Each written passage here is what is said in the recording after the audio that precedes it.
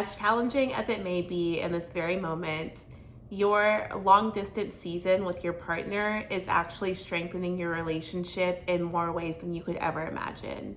And you may only see the results of the muscles that you all are building after you get over this season and into the next where you are living in each other's space again. And this is coming from someone who spent 3 years long distance with her now husband. I remember we went to University of Maryland together. So we met in 2016. I graduated in 2017. We had been dating for just over a year before we went long distance. And I'm talking long distance, okay? So he still had one more year of undergrad to finish at Maryland before he moved down to North Carolina for his PhD program. And I moved out to Seattle. So we are on opposite coasts, different time zones. So it's a 3-hour time difference between Seattle and what was Maryland and then became Raleigh. And I remember at first when I got the job in Seattle, obviously we're filled with excitement for the opportunity, for the job offer.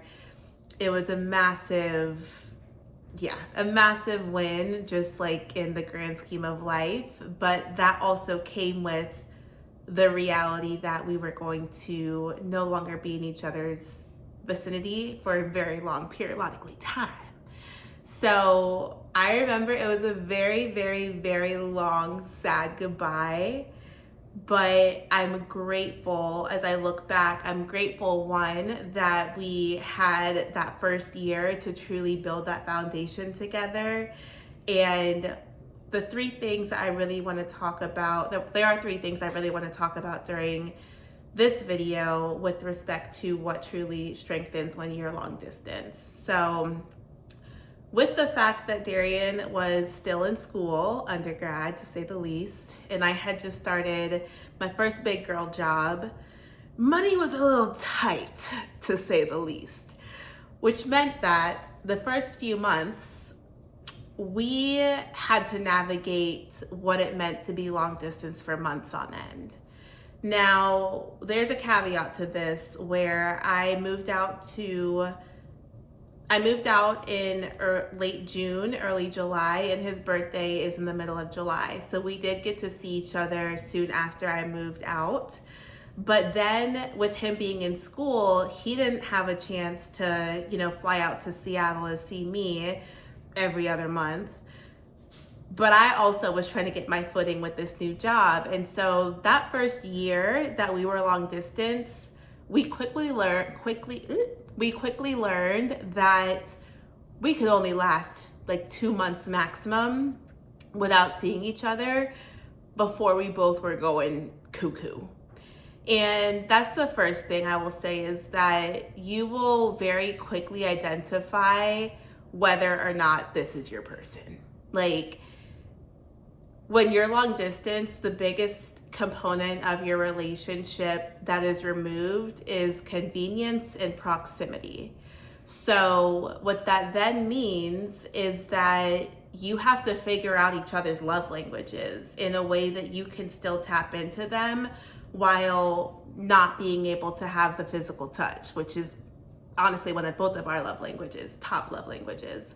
So, okay, if we remove physical touch, what are other ways in which, one, you want to be loved, and then two, I enjoy loving on you? Because those are two different things. And the best case scenario is that both of those two things overlap. So let's say, for example, partner A loves to be, like, the love language is acts of service, right? In which they like to receive.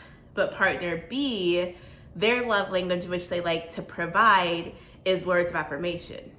If those two are not going together in a long distance relationship, partner B either needs to figure out how to click to the acts of service, and maybe that means sending someone sending a gift card of like $50 and being like, I know you said that you were super busy this week with work.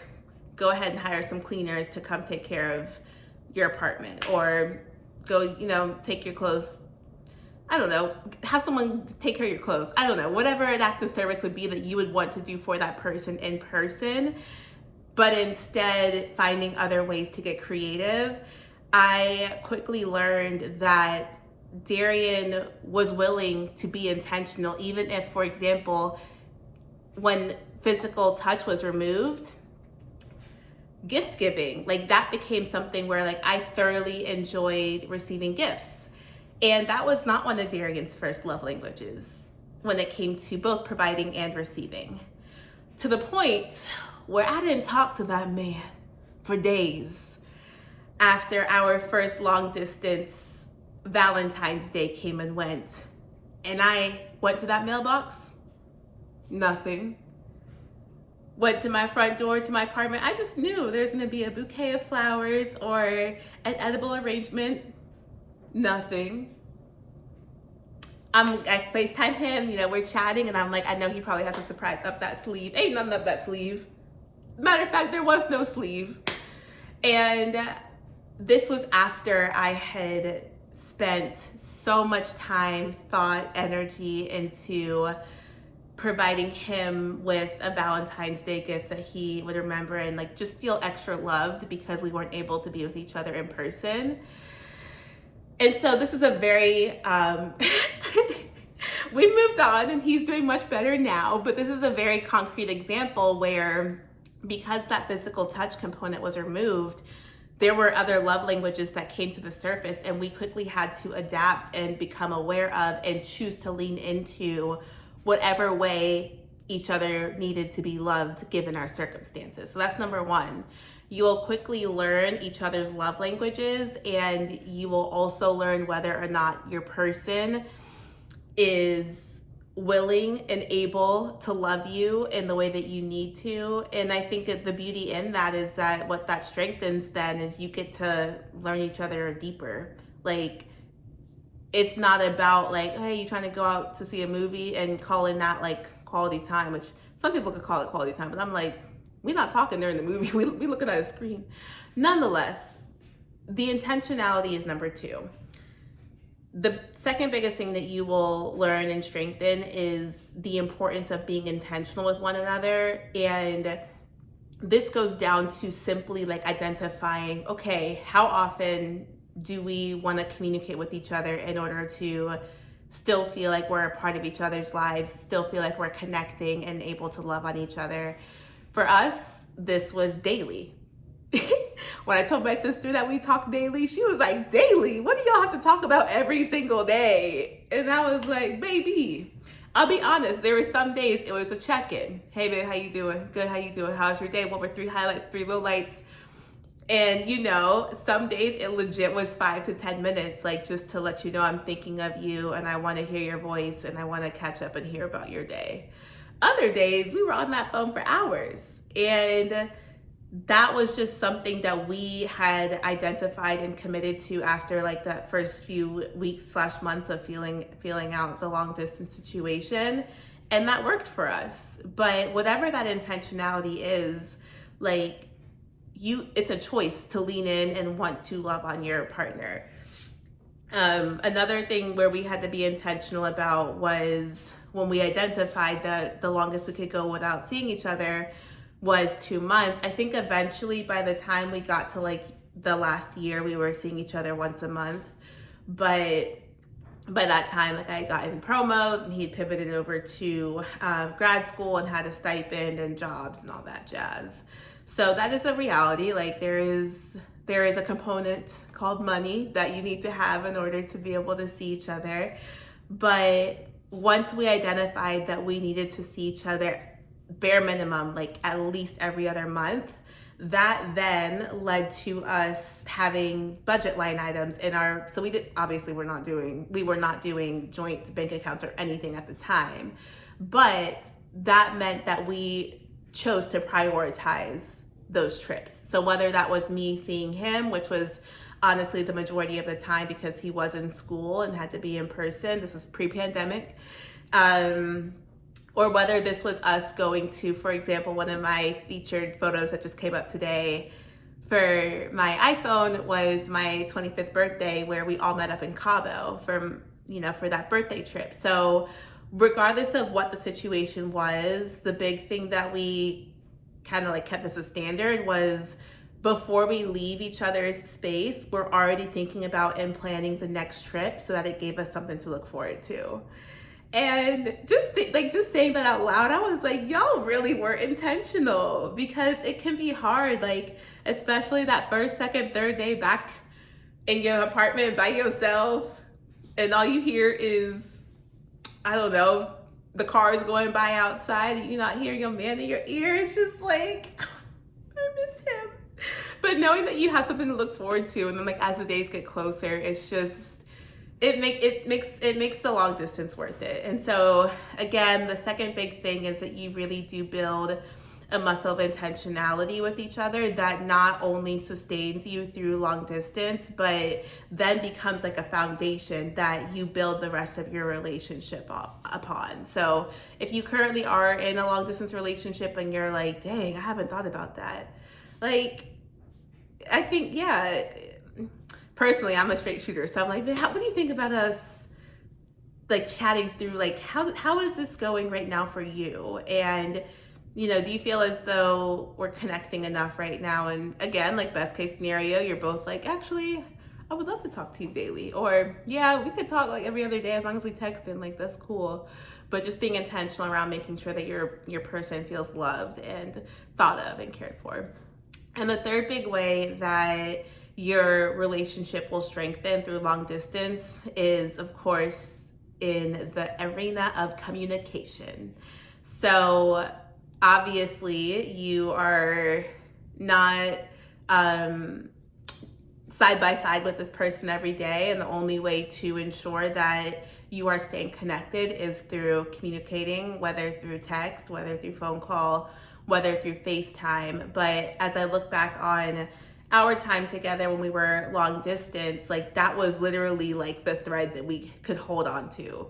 Yes, we could hold on to the aspiration of seeing each other in the future. And yes, we could reminisce on the past trips that we had together, but the day-to-day communication, the day-to-day check-ins, the day-to-day even just like spur of the moment, just like stuff that we would send each other just to be like, I love you, and that I'm thinking about you. Like it was something that now, honestly, while I can smile, giggle, and blush about the good, communicating through the hard, where you can't just hug it out, because let's just hug it out. Like I am that girl. Let's just hug it out. No matter if it's a friend or Darian, like we gonna hug it out and keep it pushing. But you can't do that when you're thousands of miles away. And so one area of communication that like we really had to figure out was when we did not agree on things.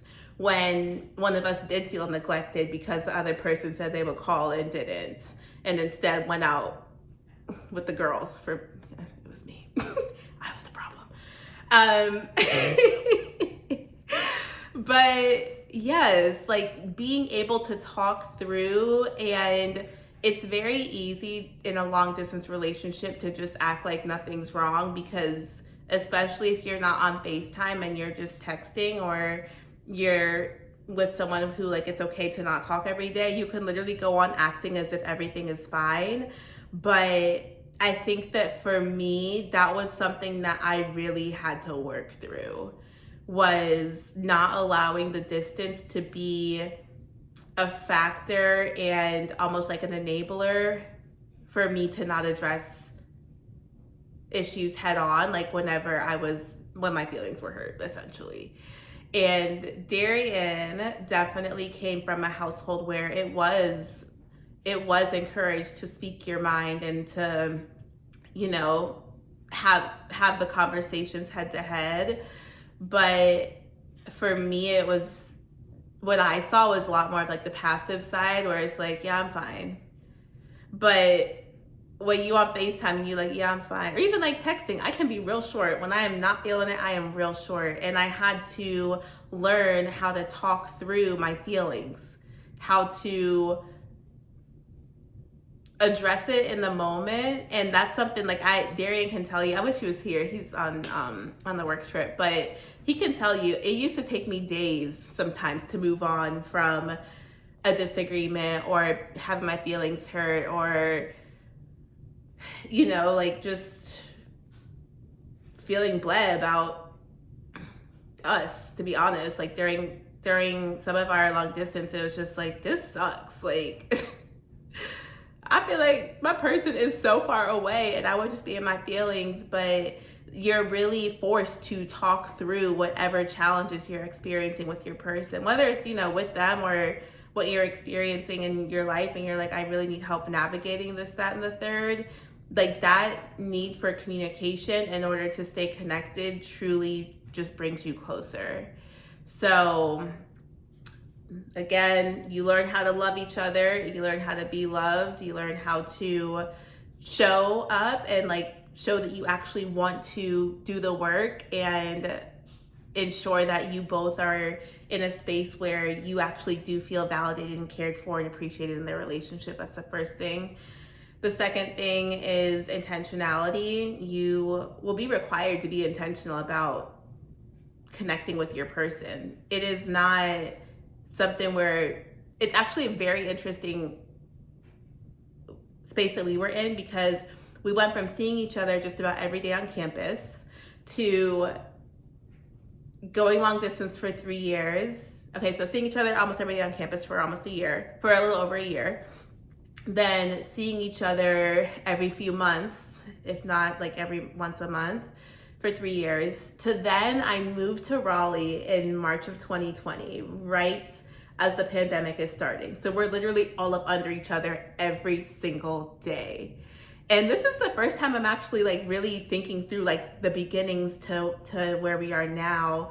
Of course, now like the world has opened up and all that jazz, but it really was a test. Like, can y'all navigate what it's like to not conveniently have each other right there? Can you choose, before I go to bed every single day, I'm gonna check in on my person, even if I'm not feeling them, even if I'm not in the mood to talk for an hour. Like, it's not just about you, it's about being intentional about loving on your person. Then the third thing that I mentioned was communication, and how the foundation that you're building with communicating your love languages, listening to what your other person's love language is, communicating when you're experiencing frustrations or concerns or worry or doubt. Like Darian and I did have conversations, especially early in our long distance season, of like, I don't know how I feel about this. Like, I love you, I'm putting in the work, but I don't know. Like, we definitely did have, I probably have it written down in my journals, but we definitely did have not several, so like maybe 2 or 3 of those conversations where it's like, this is giving me the ick. Yuck. And then that intentionality piece, it shows up. Like, I'm actually reflecting right now, all 3 of these things around the love languages, communication, and intentionality, those are all foundational pillars as to how we operate now. And people will always say, like, y'all are so intentional with each other, but also with how you spend your time and your money and your energy. And I really do have to give it up to this long distance era that we were in, because you had to be. If you wanted something to last, like, you can't just expect for a relationship to continue blooming if you're not watering it intentionally. So that's today's video. I hope it's encouraging to anyone who is like about to start a long distance relationship, anyone who is currently in a long distance relationship, or even someone who may just like have just gotten out of a long distance relationship, and maybe you may not feel the benefits or the byproduct of the work that you put in during that era, but eventually, like, it'll all come together and make sense. It's just genuinely does require both of you wanting to intentionally stay connected, stay loving on each other, and just like stay intentional about being each other's person, regardless of how many miles, hundreds of miles, thousands of miles you may be from each other. So if you enjoyed this video, please be sure to like and subscribe, and I will see you tomorrow. Bye.